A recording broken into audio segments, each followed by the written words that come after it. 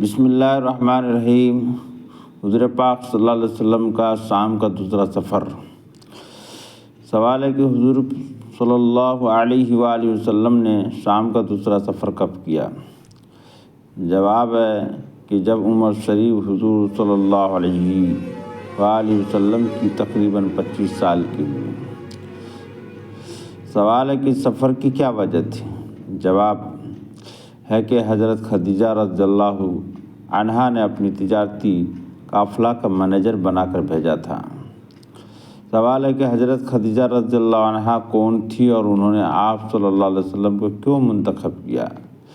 جواب ہے کہ حضرت خدیجہ رضی اللہ عنہا مکہ کی ایک دولت مند اور امیر عورت تھیں۔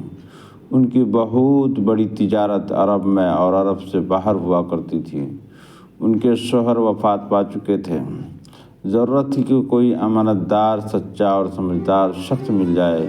حضور صلی اللہ علیہ وسلم کی تعریفیں بہت کچھ سنی تھیں۔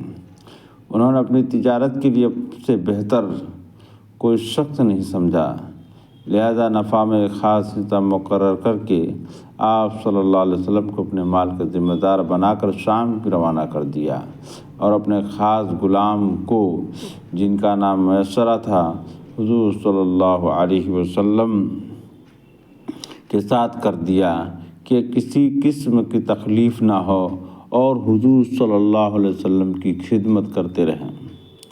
سوال ہے کہ اس سفر کا مشہور اور بڑا واقعہ بھی کوئی پیش آیا؟ جواب ہے کہ جب حضرت صلی اللہ علیہ وسلم شام پہنچے تو ایک درخت کے نیچے ٹھہر گئے۔ ایک راہب جس کا نام نستورہ تھا حاضر ہوا اور بحیرہ راہب کی طرح اس نے بھی حضور صلی اللہ علیہ وآلہ وسلم کو نبوت کی بشارت دی اور کہا، میں نے آپ کو اس وجہ سے پہچان لیا کہ اس درخت کے نیچے آج تک نبی ہی ٹھہرے ہیں۔ سوال ہے کہ اس سفر میں خدا کی طرف سے حضور صلی اللہ علیہ وسلم کو آرام پہنچانے کا کیا انتظام ہوا تھا؟ تو حضور صلی اللہ علیہ وسلم کا انتظام ہوا تھا۔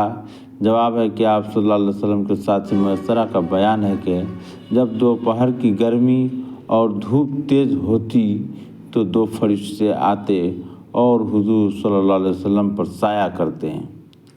سوال ہے کہ حضور صلی اللہ علیہ وسلم نے اس تجارت میں کیا حاصل کیا؟ جواب ہے کہ آپ صلی اللہ علیہ وسلم نہایت سمجھداری اور خوبصورتی کے ساتھ تمام مال بہت بڑے نفع کے ساتھ جلد فروخت کر دیا۔ جب بہت جلد فروخت کر دیا اور پھر دوسرا مال شام سے بھروا کر مکہ تشریف لے آئے۔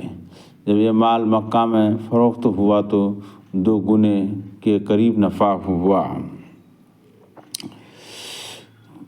تو سوال ہے کہ حضور صلی اللہ علیہ وسلم کے ان کارناموں سے کیا معلوم ہوا؟